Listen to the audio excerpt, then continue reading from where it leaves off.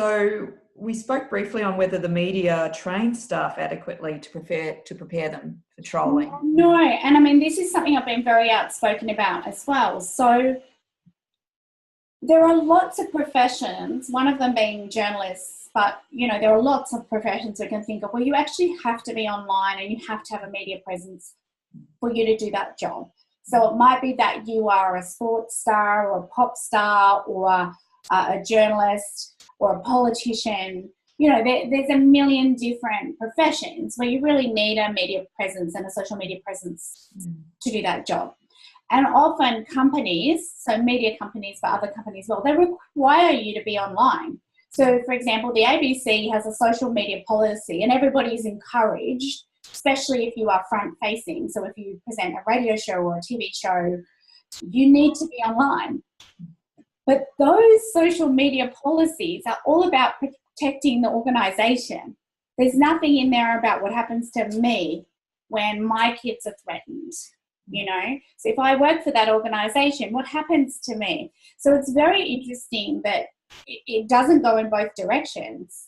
I mean, the organisations have huge OH&S responsibilities for their employees. And in fact, I mean, I'm amazed that companies are so slow on this. Like, I have interviewed social media lawyers, notably Roger Cove from Cove Legal. He's a social media expert. And he's basically saying, you know, if this inflicts trauma on the employee, it's almost inevitable that people are going to sue their employers for trauma, and those cases are going to succeed. And when I started writing about this, I cannot tell you how hard it was to even scrape together anybody to talk about it, because no one had even started thinking about it. After I was really badly trolled, I started thinking, what are companies doing about this? And I thought, oh, there'll be at least half a dozen, you know, Australian companies that have amazing programs, you know, social media self-defense programs for their staff, but there was literally no one. It was like when I rang people to ask about it, even social media experts were like, oh, I've never thought about that before. Yeah. You know, so this is very fast moving, but companies are going to pay the price if they don't protect their employees. It's interesting, actually, because I've been a teacher and it's something that's talked about quite frequently. Students are often exposed to, you know, cyberbullying, and because it's very prevalent, I guess, with teenagers, but, well, with everyone. But I guess the focus has always been on protecting, you know, kids at school, but it's a much broader problem. Yeah.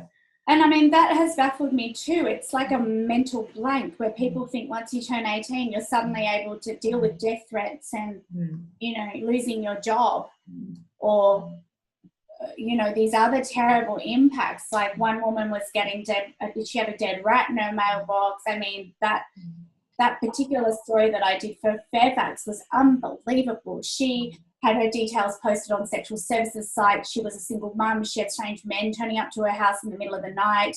She has tried to suicide 3 times. I mean, those impacts are, you know, that doesn't stop when you're 18. I don't see how.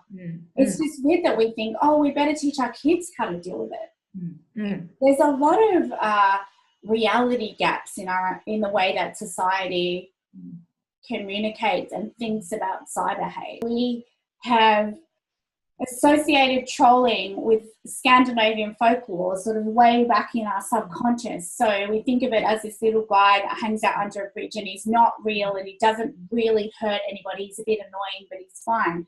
Well, you know, the trolls that I have interviewed that are inciting people to suicide, that is not, you know, those two concepts don't come together.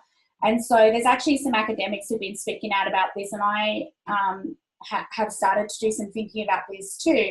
We need to start using different language so that it's cyber violence, or it's cyber violence perpetrators, or it's cyber stalking, or it's cyber hate.